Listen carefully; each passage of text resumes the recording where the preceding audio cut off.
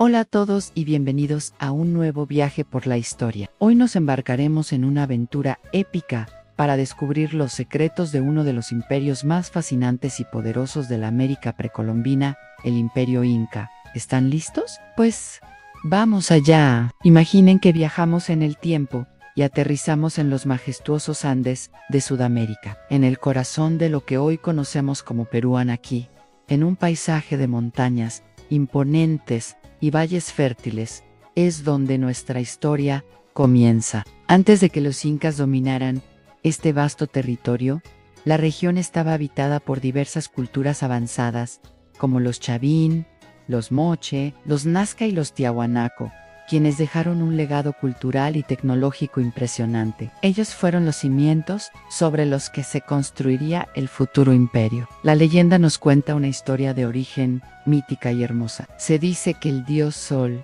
Inti, viendo el caos en el que vivían los hombres en la tierra, envió a sus dos hijos, Manco Cápac y Mama Ocllo, a fundar una civilización. Emergieron de las aguas sagradas del lago Titicaca con una vara de oro. La misión era simple en encontrar un lugar donde la vara se hundiera fácilmente en la tierra. Ese sería el lugar elegido para fundar la capital de su imperio. Después de un largo peregrinaje hacia el norte, llegaron a un valle fértil y espectacular. Allí, la vara de oro se hundió sin esfuerzo en el suelo. Habían encontrado su hogar. En ese preciso lugar, alrededor del año 1200, fundaron la ciudad de Cusco, que en quechua significa el ombligo del mundo. Manco Cápac enseñó a los hombres la agricultura y la construcción, mientras que Mama Ocllo enseñó a las mujeres el arte del tejido y las labores del hogar. Así, según la leyenda, nacieron los incas. Desde su modesto comienzo como un pequeño curacazgo en el valle de Cusco, los incas comenzaron un proceso de expansión lento pero constante. Durante los primeros 200 años, consolidaron su poder en la región, a menudo a través de alianzas estratégicas y matrimonios con los pueblos vecinos, aunque también mediante conquistas militares cuando era necesario. Eran hábiles diplomáticos y guerreros temibles, pero el verdadero punto de inflexión, el momento que transformó a los incas de un reino local a un imperio continental, llegó a mediados del siglo XV, con el ascenso de un líder extraordinario, Am Pachacútec.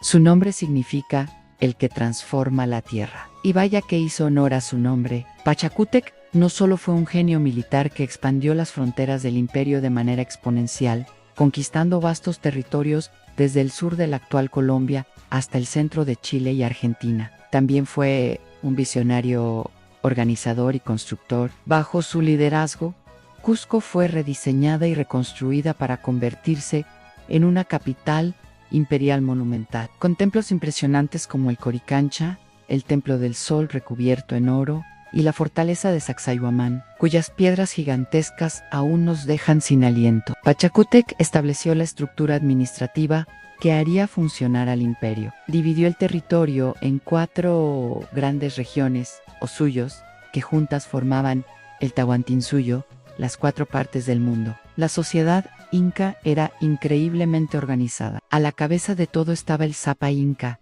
considerado un dios viviente, hijo del sol. La base de la sociedad era el Aelou, una comunidad familiar que trabajaba la tierra de forma colectiva. El sistema de la mita era una forma de tributo en trabajo. Cada ciudadano debía dedicar una parte de su tiempo a trabajar para el Estado, ya fuera construyendo caminos, templos, o sirviendo en el ejército. Y hablando de caminos, los incas crearon una de las redes viales más impresionantes del mundo antiguo, el Capac-on. Más de 40.000 kilómetros de caminos que conectaban cada rincón del imperio, atravesando desiertos, selvas y las cumbres más altas de los Andes Aná. A lo largo de estos caminos había tambos o posadas para descansar y un sistema de mensajeros increíblemente rápidos llamados chasquis, que podían llevar un mensaje de un extremo al otro del imperio en cuestión de días. No tenían escritura como la conocemos, pero desarrollaron un sistema único para registrar información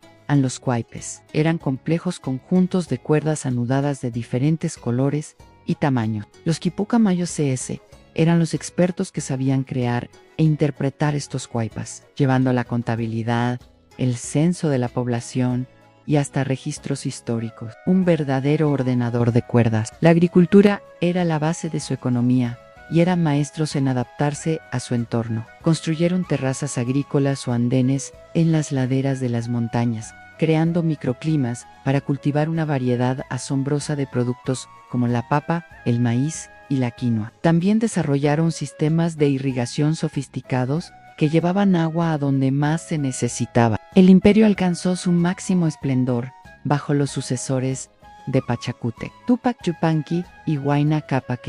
En su apogeo a principios del siglo XVI, el Tahuantinsuyo era un coloso que abarcaba casi 2 millones de kilómetros cuadrados y albergaba a una población de más de 10 millones de personas de diferentes etnias y lenguas. Unidas bajo el poder del Sapa Inca, parecía que su dominio duraría para siempre. Pero una sombra comenzaba a cernirse desde el otro lado del océano. A la muerte de Huayna Cápac, alrededor de 1527, el imperio se vio sumido en una devastadora guerra civil. Sus dos hijos, Huáscar, el heredero legítimo desde Cusco, y Atahualpa, su medio hermano que controlaba el poderoso ejército del norte desde Quito, lucharon por el control total del Tahuantinsuyo. Esta guerra fratricida duró varios años y dejó al imperio debilitado, dividido y vulnerable. Finalmente, Atahualpa logró capturar y ejecutar a su hermano, proclamándose el único Sapa Incan.